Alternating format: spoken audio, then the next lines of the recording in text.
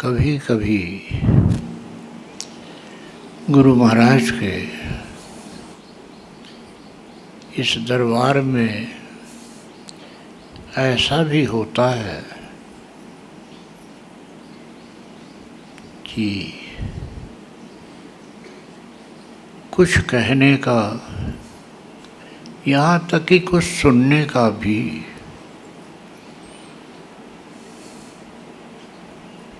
मन नहीं करता है, इतना शांत हो जाता है, इतना शीतल हो जाता है, इतना समर्पित हो जाता है। पर फिर भी गुरु महाराज का अवतरण पर्व है। यहाँ की साधना के बारे में कल हमने प्रिय भाई श्री बख्शी जी आदि से बहुत सी सुंदर बातें सुनी। यहाँ की साधना के बारे में आज अभी 35 मिनट पूर्व प्रिय भाई श्री देवदास जी सूर्यवाणी से यहाँ की साधना के बारे में बड़ी अच्छी, बड़ी सुंदर, बड़ी सरल और बड़ी गहरी बातें सुनी। अब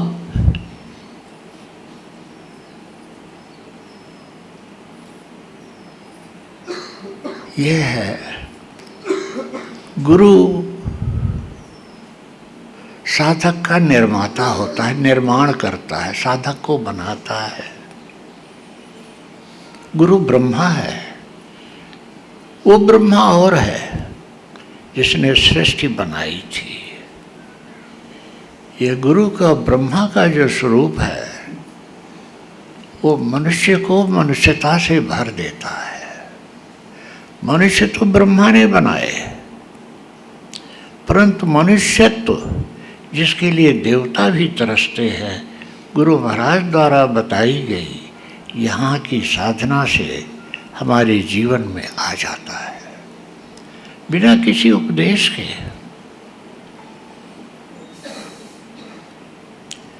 और इस निर्माण की प्रक्रिया में, साधक को बनाने की प्रक्रिया में, बनाने के प्रोसीजर में या बनाने के रास्ते में गुरु बहुत कुछ इशारा करता है। जैसे गुरु महाराज ने साधना की अनुभव पुस्तक यहाँ रखी है, उसको जब लिखने लगे तो कुछ भाइयों ने कहा महाराज जी कुछ अपने बारे में भी लिखिए। उन्होंने बड़ी सुंदर एक बात कही है जो हम सबको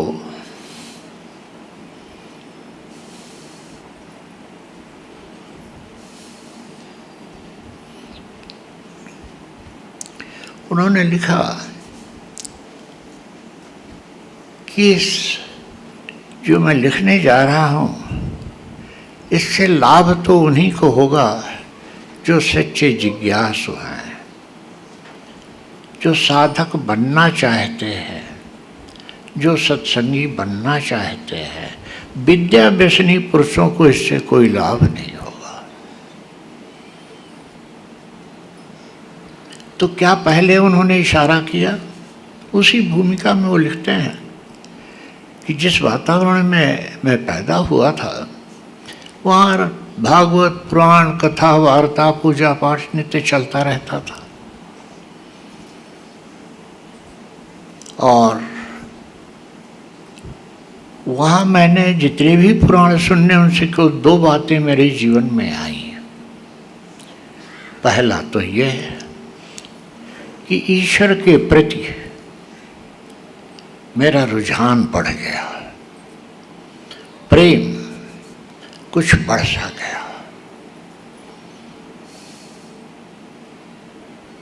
और दूसरा, उसने मेरे जीवन को एक वैराग्य के हल्के रंग से भी रंग दिया।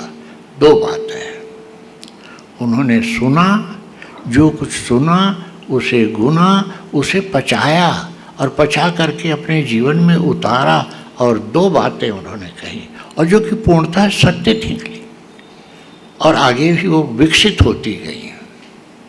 इसी तरह से हम लोगों ने भी कितने प्रवचन सुने, कितनी कथाएं, भागवत। आजकल तो एक वैसा ही वातावरण बन गया है, हमने क्या उसमें से स्वीकार किया?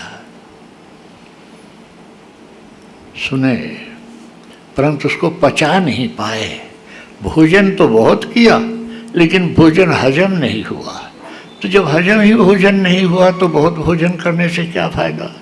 सारा भोजन ही बेकार गया। तो पहली बात तो ये गुरु महाराज ने इशारे से कही, उपदेश के रूप में नहीं, एक संकेत दिया कि आप जो कुछ भी सुने, एक दो बातें कम से कम अपने जीवन में उतारें। फिर आगे उन्हें 18 वर्ष की उम्र में जाना पड़ा अपने ननिहाल। ये 18 वर्ष की उम्र के पहले की बात है। वो हमें दो बातें बता गए, इशारा कर गए। तो आज गुरु महाराज के अवतरण पर हमें उनकी इन बातों का ध्यान देना चाहिए। दूसरा, आगे जब उनके गुरु महाराज ने उनको इस साधना को, इस मिशन को आगे बढ़ाने के लिए कहा, तो उनके गुरु महाराज ने कहा कि तुमने उपनिषद, गीता, रामायण आदि देख लिए, उनसे इस साधना को, इस जो हमने साधना बड़ी सरल सी बताई है, इसको प्रमाणित करके समाज में लोगों में बांटो। उस गुरु को, उस गुरु महाराज के गुरु महाराज परम पूज्य महात्मा जी महाराज को ये था कि इन्होंने जो कुछ भी उपनिषद पढ़े हैं, जो कुछ गीता पढ़ी है, उस सब का सार है इस साधना में। जो अभी हम सब लोगों ने की, उस सब का सार है, और उस सार को प्रमाणित करना और समाज में फैलाना तुम्हारा काम है। इसी तरह से कल भाई श्री बख्शी जी ने साहित्य के बारे में बताया। हमने कितना साहित्य पढ़ा, पर वो हमारा पठन भी, हमारा पढ़ना भी पचा नहीं। अगर कुछ भी उसका 10वां अंश, क्या 1 अंश भी अगर हम उस साहित्य में है, जैसा कि कल भाई श्री बख्शी जी बता रहे थे, वो परमात्मा है बोल रहा है उन किताबों में। परमात्मा है ही है जो कह रहा है उन किताबों में। उन किताबों को पढ़ते समय हम देखें कि हमारे गुरु महाराज ये बात हमसे कह रहे हैं, और फिर जितना पढ़े उसमें से हमने कितना पचाया, कितना अपने जीवन में, कितना अपने व्यवहार में, कितना अपने स्वभाव में, कितना अपने आचरण में उतार पाए। क्योंकि आप जानते हैं, एक डॉक्टर है, एक इंजीनियर है,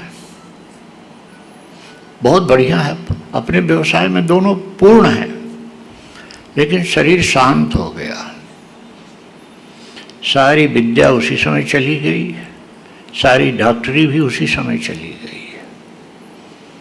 लेकिन यहाँ की जो पढ़ाई है, उसके लिए अर्जुन ने पूछा था भगवान कृष्ण से कि भगवान ये जो ध्यान साधना करते हैं, और साधना पूरी नहीं हो पाती है, तो क्या ऐसे ही वो नष्ट भ्रष्ट हो जाते हैं? क्या ऐसे ही वो किसी भी योनि में चले जाते हैं, कीड़े मकोड़े पशु पक्षी बन जाते हैं? भगवान कृष्ण ने कहा नहीं, शुचिम नाम श्रीमताम गेहे योग भ्रष्टो भी जायते। अगर हमारी साधना पूर्ण नहीं भी हो पाई तो शुचि नाम श्रीमताम गेहे योग भ्रष्ट अभिजायते। पहली बात तो हो गई कि मनुष्य शरीर मिलेगा, तभी तो शुचिनाम श्रीमताम गेहे पैदा होंगे।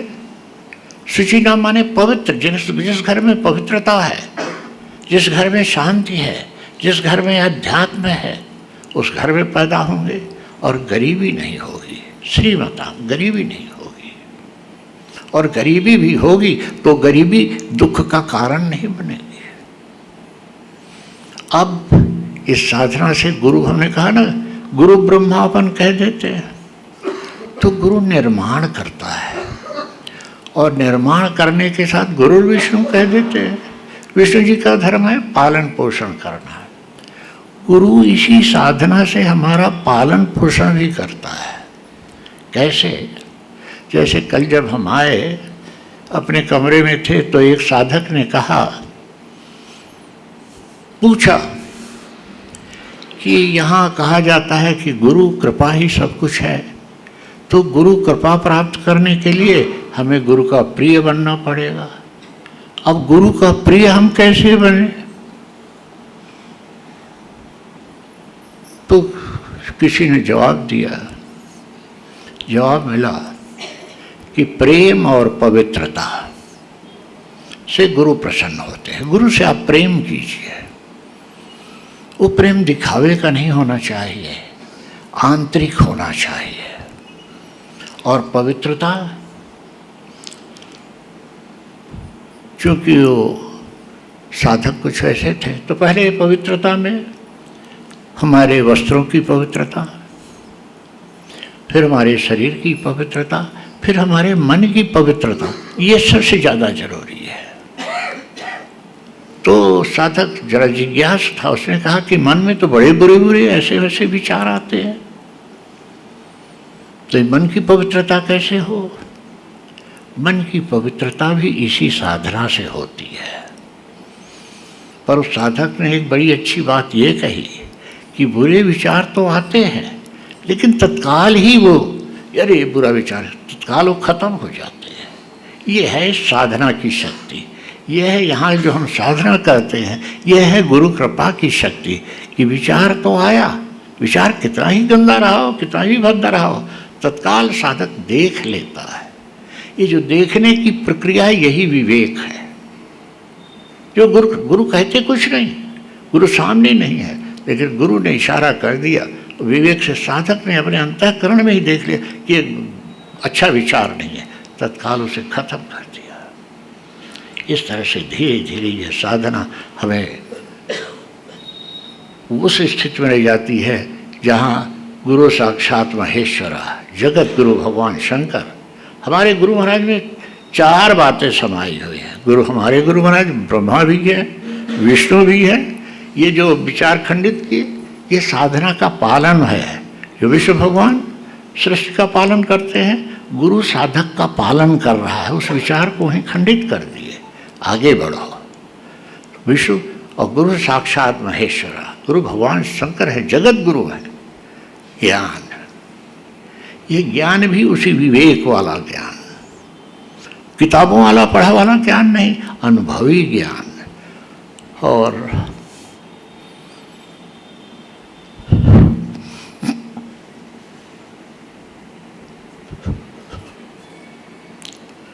गुरु साक्षात परब्रह्म। आज हम सब भाग्यशाली हैं जो कि कल से सुन रहे थे। आज हम साक्षात परब्रह्म परमात्मा के दरबार में बैठे हुए। कितनी बड़ी उस परमात्मा की कृपा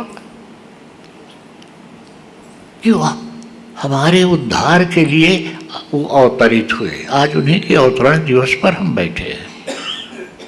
एक बात और है कि हमारे यहाँ की साधना सामूहिक रूप लिए अवश्य है, हम सब एक साथ साधना करते हैं, परंतु हम में से हर एक भाई को ये ध्यान रखना है अपना अध्ययन, हम क्या प्राप्त कर रहे हैं, हम कहाँ हैं, हम क्या कर रहे हैं, हम क्या सोच रहे हैं, हम किस लिए यहाँ आए थे। ये स्वाध्याय है। कल स्वाध्याय के बारे में, पुस्तकों का स्वाध्याय ठीक है, लेकिन असली स्वाध्याय तो यह है अपना अध्ययन, जिसे अंग्रेजी में सेल्फ इंट्रोस्पेक्शन कहते हैं। तो ये ऐसा विचित्र दरबार है, ऐसी विचित्र यह साधना है जो जीवन में हमें पूर्णता प्रदान करती है। कैसे होता है ये? भिलाई भंडारे की ही बात। उस समय भिलाई भंडारे में 10-15, भिलाई भंडारा क्या कहना चाहिए, तो सत्संग होता था। 10-15 सत्संगी ही थे। उन्होंने बड़ी सुंदर बात बताई थी कि एक साधक एक महात्मा के पास गया। महात्मा जी, आपके पास बड़े सुंदर इत्र है, मेरी शीशी में आप थोड़ा सा इत्र डाल दीजिए। महात्मा जी ने देखा, बोले हाँ, बोले इसमें तो जगह नहीं है कि मैं डालूं कहाँ, ये तो भरी हुई है। तो बोले मैं गिरा देता हूँ। उसमें मट्टी तेल था, उसने गिरा दिया, आप डाल दीजिए। बोले नहीं, अभी भी इसमें वासना है, वास है, वास माने गंध है। तो जीवन में जितने भी भोग आपने और हम सब ने भोगे हैं, भोग खत्म, लेकिन भोग की वासना, भोग की गंध, भोग के विचार जो जीवन में भरे हुए हैं, वो भी एक दुर्गंध है। तो गुरु ब्रह्मा, गुरु उसको भी दूर करता है। कब? जब कृपा करता है, करुणा करता है। और इसमें सबसे बड़ी बाधा जो है, हमारे गुरु महाराज ने, संसार में मनुष्य बहुत हैं, लेकिन गुरु महाराज ने अखिल ब्रह्मांड में जितने भी मनुष्य हैं 3 तरह में ही वर्णित कर दिए। पहला रागी, दूसरा विरागी, तीसरा अनुरागी। रागी, विरागी, अनुरागी।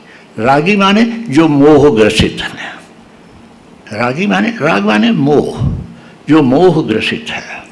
और मोह करता क्या है? तुलसीदास जी ने मोह के बारे में कई बातें लिखी हैं।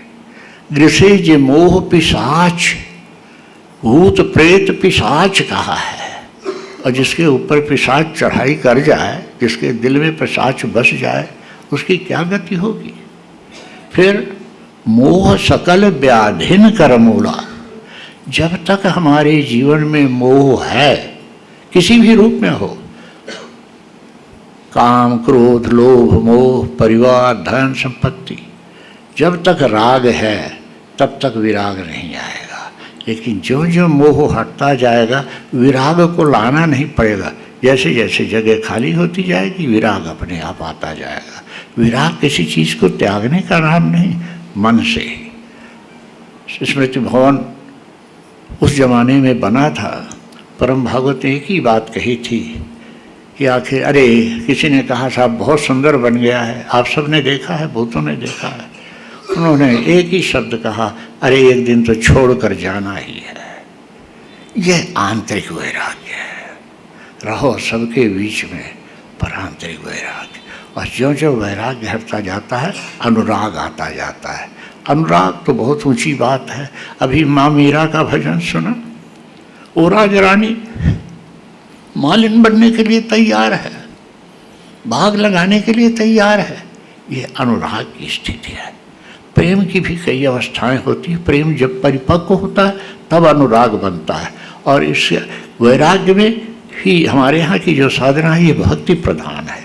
वहीं पर साधक के जीवन में प्रेम आता है। और प्रेम पवित्र करता है मनुष्य को। प्रेम मनुष्य को पवित्र करता है।